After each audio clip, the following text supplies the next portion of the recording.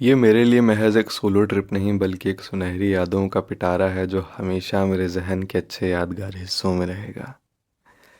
दिन की शुरुआत हरिद्वार के गंगा घाट में मन पवित्र कर देने वाली आरती और गंगा में डुबकी लगाकर हुई। गंगा की शांति और लहरों की तेज धारा, रंगना सूर्योदय का आसमां को केसरी और आस्था की सुंदरता को खुद में उतरते देखना, जहाँ पवित्रता बेप्रमाण वक्त संग बहती, यूं ही नहीं हरि का द्वार कहलाता है। कुछ तो अलग बात है हरिद्वार की।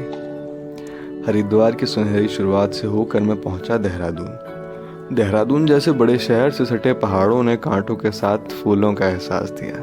वो कांटा जिसका स्पर्श भी मखमली था। दूर मसूरी की चोटियों से मुझे एक टक निहारते पहाड़ और हवाओं के बीच शिव मंदिर की खूबसूरती ने बताया कि भगवान हम सबको पैसे देते हैं, उन्हें पैसे चढ़ाने की कोशिश नहीं करनी चाहिए।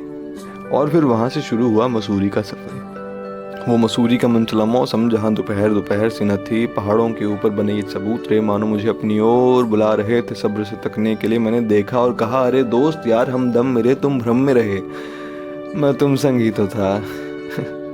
आप पहाड़ों के मालिक और ये शख्स समतल पर आपका मुरीद रहा। और अगला निशाना मेरा ऋषिकेश को रहा। गंगा घाट के सहारे ऋषिकेश की गलियों में कुछ कलाकार और पराठे की दुकान पर कॉर्पोरेट लाइफ के मारे मिले। अगले दिन के उगते सूरज से शुरुआत हुई भाड़े की स्कूटी पर कुंजापुरी के सफ़र की। तो मैं निकल पड़ा एक और सुनहरी सुबह की छाँव में, चिंता परेशानी छोड़कर नहीं, उन्हें साथ लेकर, पुचकारने संवारने। उन वादियों में खुद को इतना खोते हुए पाया कि पता ही नहीं चला कब असल रास्ता पीछे रह गया। पर जब सर्दियों की किरणों जैसे इन किरणों के दुलार को महसूस किया तो जाना, अच्छा छूट जाने के बाद भी अच्छा हो सकता है जाने जाना। वापस ऋषिकेश को लौटते वक्त वहाँ की वादियों, वहाँ के लोगों को देखते जानते हुए कुछ छोटे बच्चे स्कूल जाते दिखे। उनमें से एक ने हाथ बढ़ाकर लिफ्ट का इशारा किया, उसे बिठाया और हम चल दिए उसके स्कूल की ओर। जब बात शुरू हुई तो जाना वो यूँ हर रोज़ इन चढ़ाई नुमा पहाड़ों से होते हुए 4 किलोमीटर का पैदल सफ़र करके स्कूल जाता है। फिर कुछ बातें उसके बचपन को लेकर और कुछ बातें मेरे सफ़र के बचपने को लेकर हुई।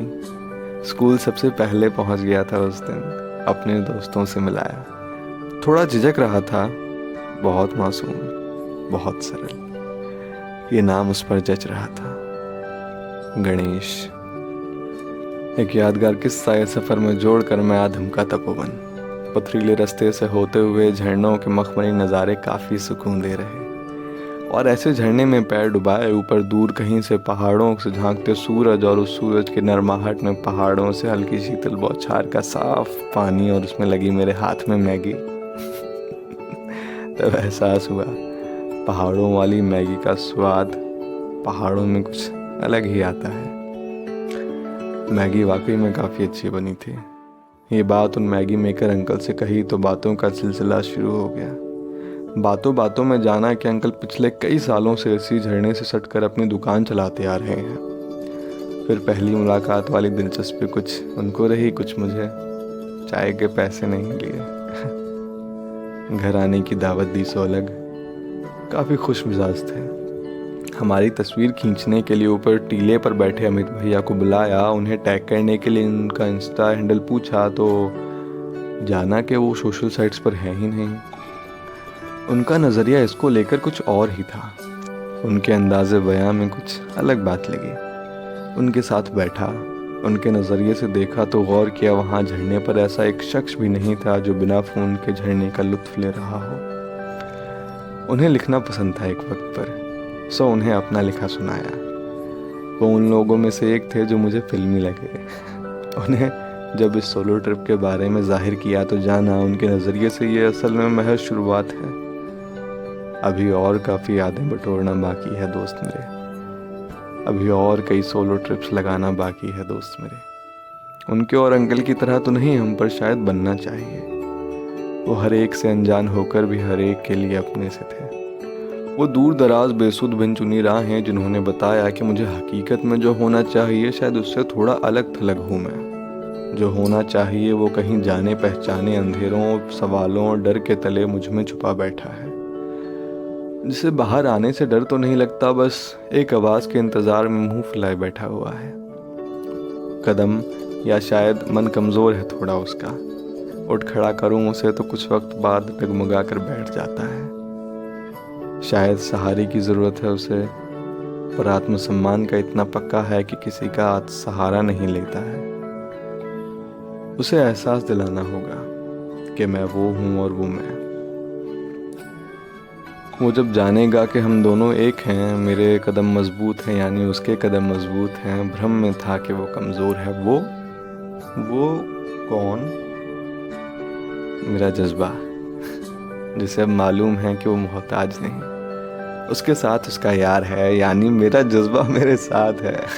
अब जो रेल स्टेशन से लौट रहा हूँ घर अपने, रास्ते में देख रहा हूँ कि कई नई चीज़ें रहीं जो गौर करने लायक थीं, जो अहमियत देने लायक थीं, पर मैंने उन पर गौर नहीं किया। जिन्हें अहम समझता हूँ मैं समझूंगा कि क्या वो वाकई में अहम हैं, मैं जानूंगा। जिन पर गौर नहीं करता क्या वो अनदेखा करने लायक हैं। और जब सुलझी दिखने वाली अनसुलझी ज़िंदगी की पहेलियों को कुछ उनके कुछ मेरे नज़रिए से समझ पाऊंगा। हर बात जज्बात के पीछे कई उसूल नज़रिए हो सकते हैं। मैं अपने उसूल खुद बना करके अपना नज़रिया नज़र में रखूंगा। मुझ में, आप में, हर जान बेजान वजूद में इतनी गहराई होती है कि उसे खंगालने में और काफ़ी वक्त और कई सफ़र लगे।